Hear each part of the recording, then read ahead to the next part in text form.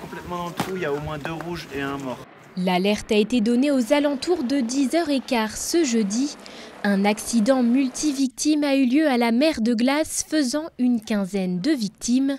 Mais pas de panique, il s'agit là d'un entraînement.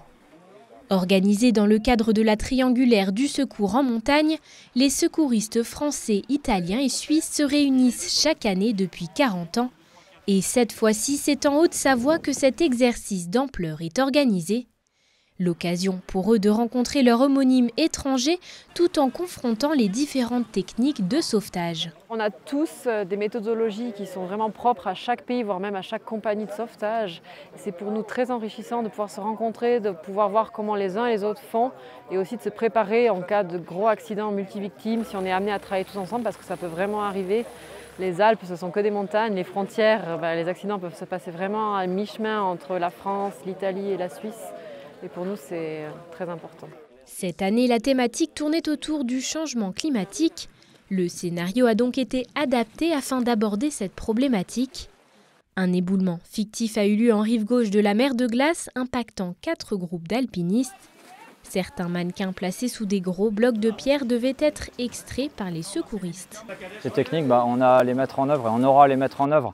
Malheureusement de plus en plus souvent parce qu'il y a des zones qui sont plus instables, même si ça reste malgré tout des secours exceptionnels, surtout dans cette dimension heureusement.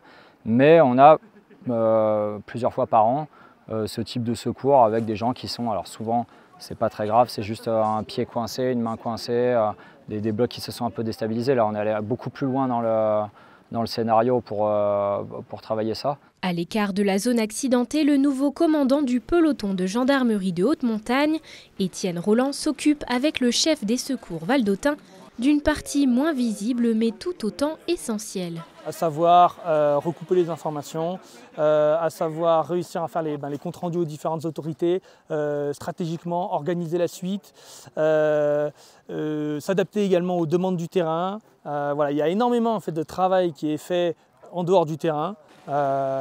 Et ce travail-là, évidemment, il n'a pas été joué à proprement parler aujourd'hui.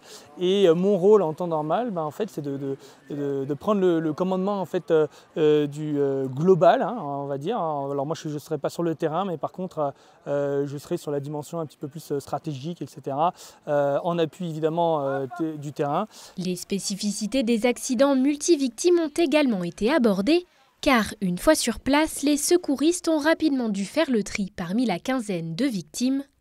Un poste de commandement a d'ailleurs été installé pour centraliser les informations et ainsi optimiser la prise en charge des blessés.